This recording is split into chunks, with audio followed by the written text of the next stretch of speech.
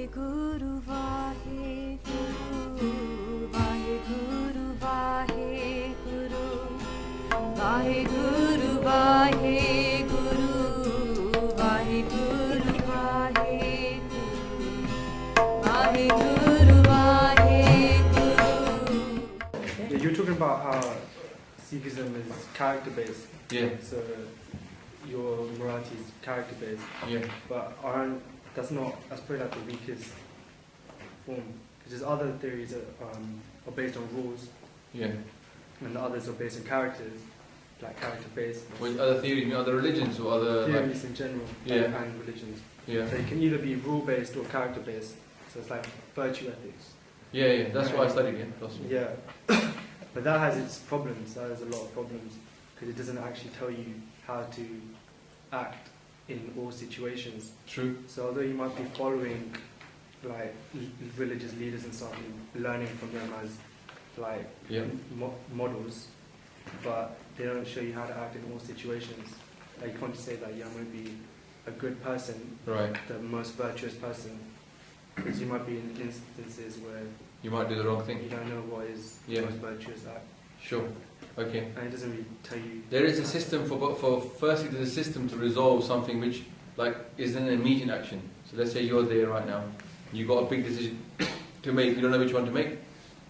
There is a system in Sikhi on how to resolve that. The first thing you can do is you can take a hukamnama. Have you heard of a hukamnama? Yeah. You can go to Guru Granth Sahib Ji, let's say you're looking to marry somebody, big debate. Yeah? Now you can take advice from Guru Granth Sahib Ji. You go into Gurdwara, you can do ardas, and you can ask him, Maharaj, bless me with a hukamnama. What that means is, you just do a prayer, and they open Guru Granth Sahib Ji on any random page, and there, on the first top left-hand side, is your answer. And you might say, that sounds a little bit, but Guru Granth Sahib Ji is not made like normal text. It hasn't got chapters on certain topics. Did you know that? I think it says it in there anyway. The point is, Guru Granth Sahib Ji, the advice of Guru is just interspersed all over Guru Granth Sahib. There's no one page you're going to find things that are on one topic. So Guru Sahib speaks, and in that hukamnama is your answer, in one way. And that's changed my life. Like I've taken hukamnamas, and it's changed my life. So we have to sort of have a little bit of faith in that sense. But it's not a faith that you have to say, oh, just blind faith. Try it. Try taking hukamnama one day. See Guruji speak to you. The thing is, if we're a Sikh of Guru Granth Sahib Ji, we must take to it. We may as well ask the advice as well. There's a system the Gurus gave us. The other way is, you can ask the Panj Pyare. If it's a real big dilemma, like the Panthic dilemma, yeah, like, I don't know, should we ally with the EDL? No, we're not going to, but if there was some question like that, political thing, then the 5 Panj Pyare could decide that. But that means not just any of 5, people that are a bit respected, educated, know the topic, and then people give the advice. But just to sort of give the flip, so that's one angle. To talk the other side of it, the thing that you must accept is like, for example, some of you guys are in economics and stuff, you have to accept a certain amount of uncertainty in life. We don't have Sharia law. We don't have this system whereby you will always get that self-satisfaction that you did the right thing. You'd always have to know you tried your best. It's like bringing up kids. When you bring up kids, you never get to find out if you did the right thing. Yeah? The proof is in, overall, how that child grows up. But along the way, you may make loads of mistakes. That's why we go to Gurdwara and we say, Maharaj, we've done loads of mistakes, please forgive us. We accept that we make mistakes. We don't think we're trying to be perfect. We accept we make mistakes. There's a problem with the Sharia law.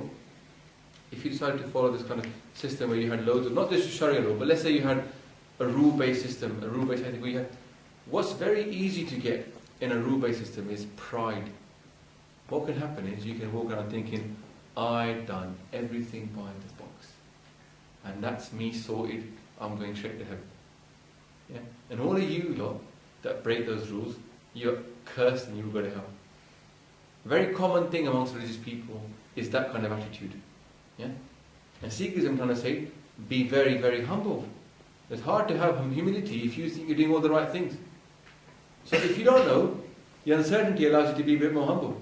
So you just try and do the best you can. right? Based upon the Guru's ethics.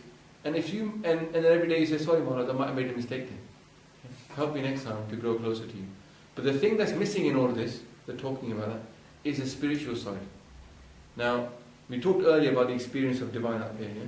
The thing is, as you start to experience the divine, what you do essentially is that window to the divine starts to get washed.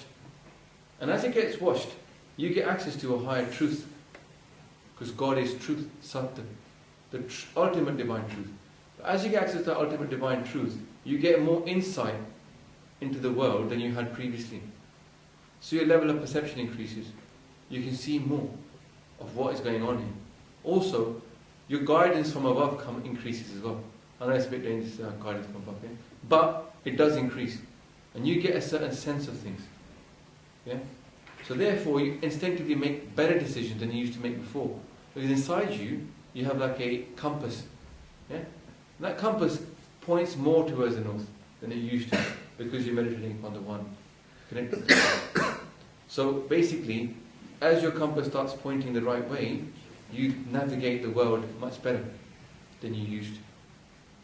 Yeah? So it's kind of like God can't be seen, and yet God can be seen. God can be felt, God can be experienced. But you can't tell that to somebody who hasn't experienced it. They look at you like you're mad. But you can see God. Yeah? But it just takes time and effort to do.